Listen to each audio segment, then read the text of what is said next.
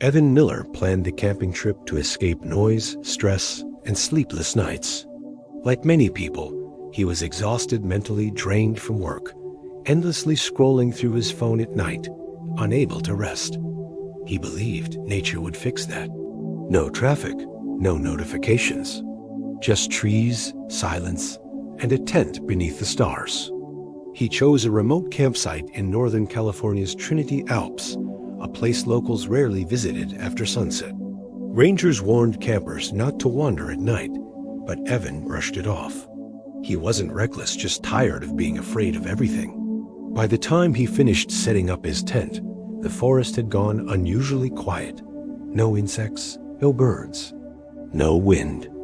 It felt less like peace, and more like the world had stopped listening. The first strange thing happened just after dusk.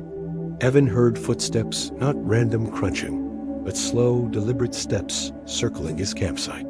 He assumed it was an animal and stayed still. The steps stopped. Silence returned.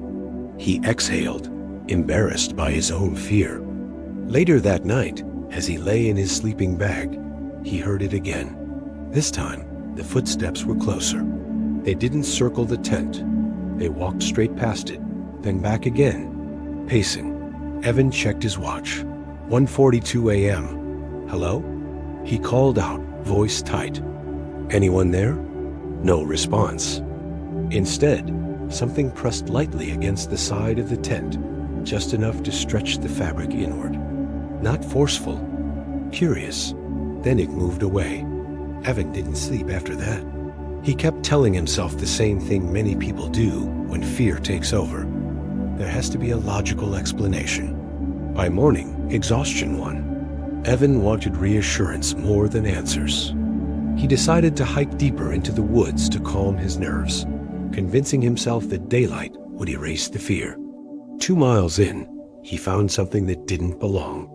A fire pit, cold and old, hidden far from marked trails. Around it were scraps of fabric, bones too large for small animals, and a weathered backpack torn, moldy, abandoned. Inside the backpack was a cracked phone. No signal, no power. But etched into the dirt beside the pit were words written repeatedly with a stick. IT follows when you notice. Evan felt that familiar sinking feeling, the one people get when they realize they ignored too many warnings. He turned back immediately. That's when he realized the forest was silent again. No footsteps this time, just breathing. Night fell faster than expected. Evan locked himself inside the tent, heart pounding, gripping a flashlight like a weapon. He tried to keep his mind busy, scrolling through photos on his phone to distract himself. At exactly 2:11 a.m., the breathing started again, not outside, inside the tent. Slow, wet, controlled. The flashlight flicked on. Nothing. Then, the zipper on the tent moved, just an inch, slowly sliding downward on its own. Evan screamed and kicked forward. The zipper snapped shut. The breathing stopped, but something stood up outside the tent. He could see its outline, now taller than any man, shoulders bent forward at an unnatural angle. It didn't walk away. It waited. Then a voice spoke, calm, almost gentle. You looked back. The voice sounded like it came from several mouths at once. Evan ran. He tore out of the tent barefoot, flashlight bouncing wildly as he sprinted through the trees. Branches sliced his arms. Roots sent him crashing to the ground, but he didn't stop. Behind him, something moved too fast for its size.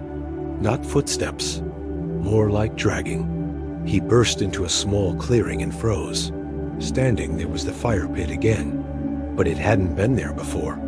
Around it were shapes, figures half-formed, frozen mid-motion, faces twisted in terror. They weren't statues.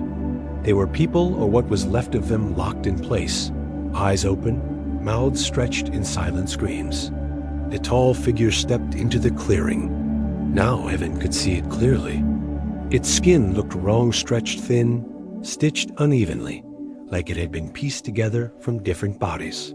Its face had no eyes, only smooth skin where they should have been. It leaned close to Evan and whispered, "You noticed me. Now you stay."